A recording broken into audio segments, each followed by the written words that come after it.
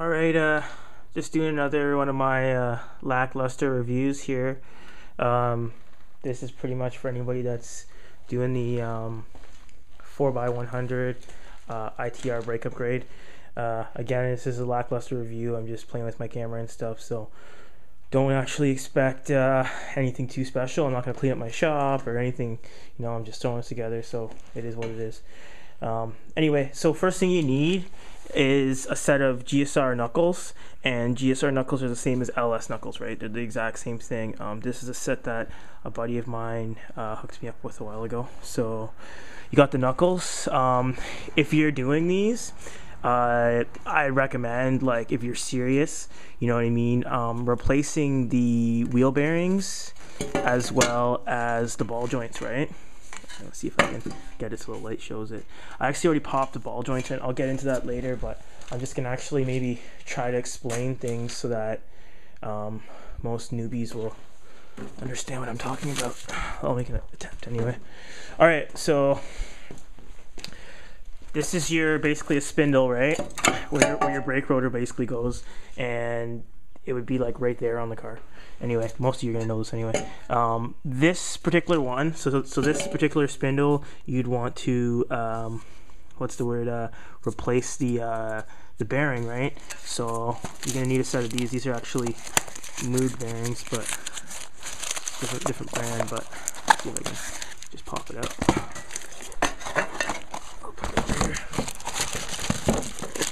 So this is what a front wheel bearing looks like. You just press this out. If you don't, most likely you would take it to a machine shop or something, or any shop, and just pay them to press it in and press it out. Funny thing is, obviously, with my luck, you know, I go and buy ball joints, everything, and for the first time, I actually get a knuckle that has. I'm just using one hand here, so you gotta bear with me. I actually get a knuckle that's frigging perfectly mint. Like, okay, for example, I'm actually not gonna press these bearings in because I don't know if you can see this. There's no way you can see it, but if I use my pinky, like, this still feels sort of like stiff to turn in a way that's like a smooth stiff. You know what I mean? So someone's already gone in here and pressed in bearings recently, right? When you're doing ball joints, so just pretend that I already pressed those in. I'm actually for once not gonna put the bearings in because they're mint.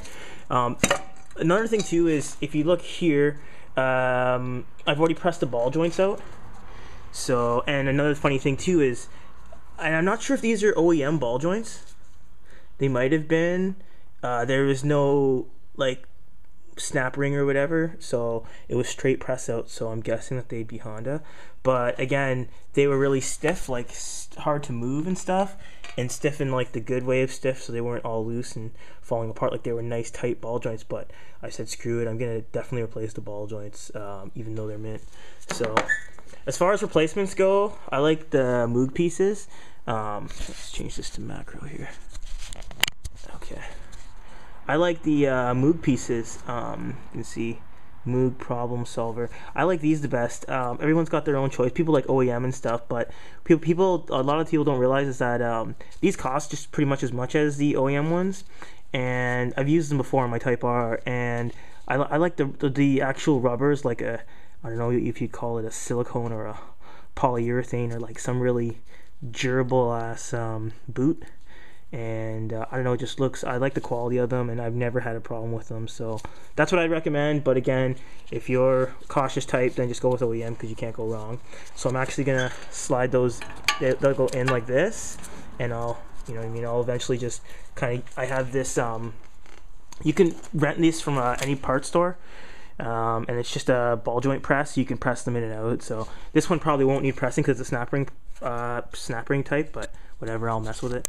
So anyway, I'm going to do all that, press that in, and then I'm also gonna remove this dust shield. I don't know, I think some people think they're good, some people don't. For me, I don't like them, so I'm going to bust out all these little screws and just throw this away.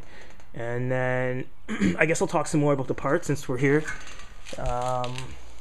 Okay, so the main point of even doing the swap is the upgraded brake size, right? So here you have the stock Gsr type front brake rotor, and then I'm just gonna place this beside the Type R style. It's actually a re-drilled Prelude rotor. So you can see that 4 of the holes on here, and just from looking at the top of my head, I can't even figure out which ones, but I think it's these ones. I don't know. It's whatever. It's not.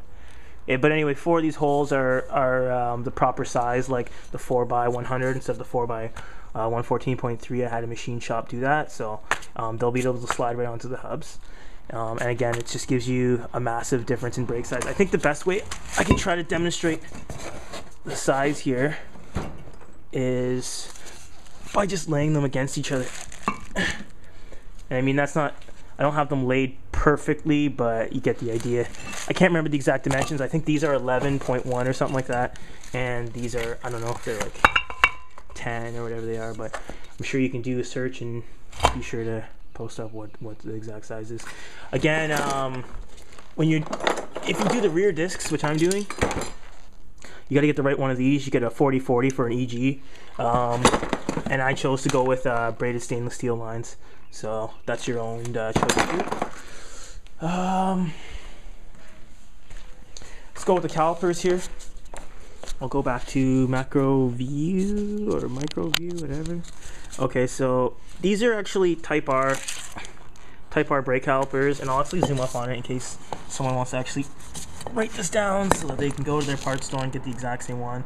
That's the part number that you want of a Nissan brake caliper. It's a Type R type, and I know for a fact that the type of bracket is a 23T. Now what you need to do, this is what I did anyway, is this has actually been machined. I don't know if you can tell, but it's been machined down to I took 3.2 millimeters off. There's a little bit of controversy over like what people are taking off these. Some people take more, some people take less, but I took 3.2 mils and whatever, man. Worst case scenario, if I found that it was a little bit different, I'd get some shims or something, but 3.2 isn't that much. My machinist is a good guy, so I'm pretty happy with the price I paid for all that stuff. I mean, it was dirt cheap. Yeah, so that's that pretty much. So I need both hands to put stuff together. I don't have a tripod yet, so so basically what that means is I'm just gonna stop the video and start it when I have the ball joints in and whatnot. Oh, and just since I'm here, again, my shop's messy as hell, but this is the rear disc trailing arm and stuff that's going on. So I have it all put together now. I just need to press in new bushings. Again, these bushings are actually fine, like they're in really good shape, but I mean, come on, man, honestly, if you're pulling the stuff out, just take this somewhere, get someone to press in new bushings. It'll make your life a lot better, because, you know what I mean, put the car together once and just beat on it all season instead of, like, you know, I mean, stuff will break, but at least it will be new stuff breaking, not stuff that you already looked at, right? So I guess that's the story. Don't mind all these parts everywhere. This is all stock EG stuff for sale, so if you see anything you want, just let me know. And I think that's it. I'm gonna get on to doing this. All right, peace.